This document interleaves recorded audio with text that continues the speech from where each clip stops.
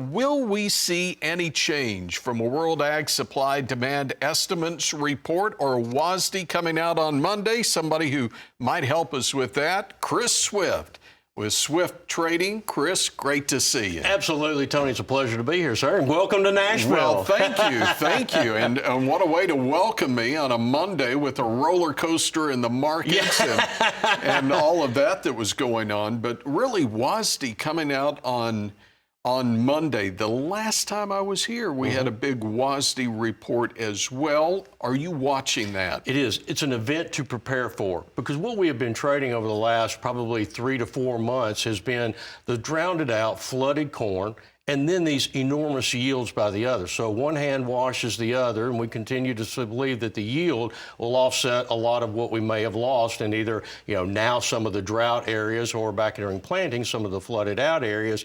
But we've traded that over and over extensively, and even the funds now, we pushed the markets to new lows last week. Now it needs something else, and I think Monday's going to provide that for us, because the USDA is going to review the acres planted. So if they come in with a little bit lower acres, that's going to put a shock to the market, because we've already pretty much traded the fundamentals that we know of right now with the expectation of a large yield. We come in with a lower acres, and that's going to disturb that just a little bit. Whether it turns it into a bull market, I doubt very seriously, but it could be the opportunity to market if you didn't during some of the other times. So get prepared today. Start working on that for Monday at 11 o'clock. And if you begin to see some kind of price movement that's favorable to you, have orders in the market, have orders laying with your elevator or ethanol plant to be filled if you get a flash higher, or hopefully it might turn it for several weeks and at least push it back to a 50% correction of what we lost over the last 2 months. The number of those we talked to yesterday who said they were getting calls from clients going, I'm nervous. We've got to pull. Let's jump out right now. Right.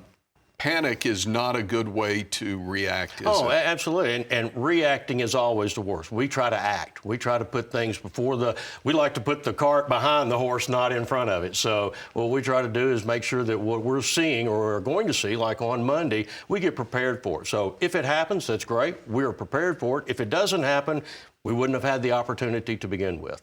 Well, we're going to dig into more of that in just a moment. Talk positive bases in livestock. How about you hang around?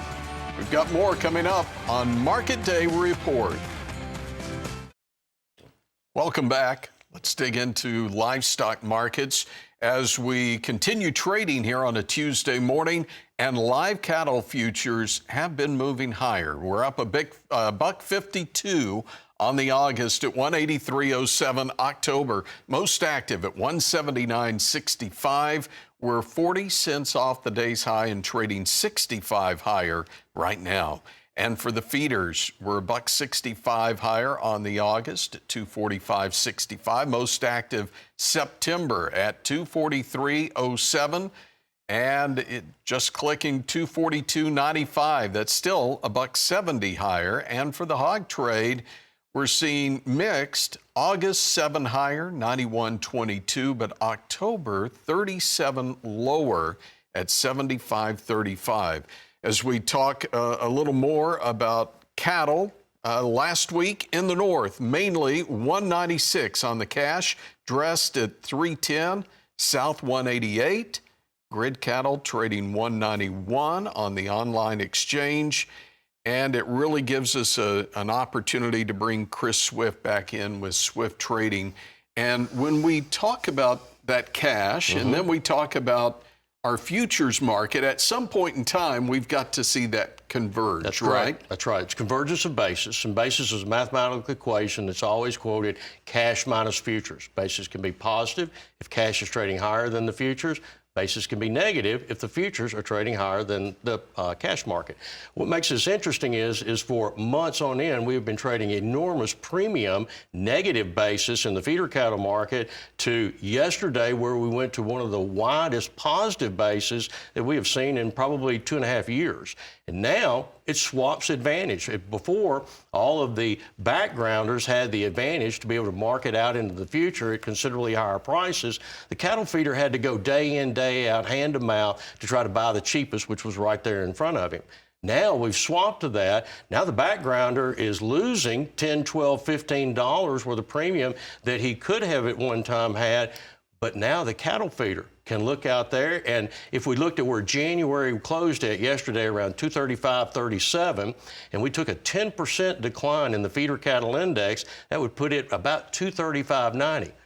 One has matched the other already. So all we really did in that particular instance there was say that we expect maybe the feeder cattle index will drop 10%, and January took off and met that expectation. Now you've created a wide basis, and you will spend days, if not weeks, trading within that to converge that basis, with August going to have the least amount of fluctuation tied directly to that index now that we're in August. I'm so glad you mentioned that, because I also like to watch and see what our closeouts are and what our break-evens.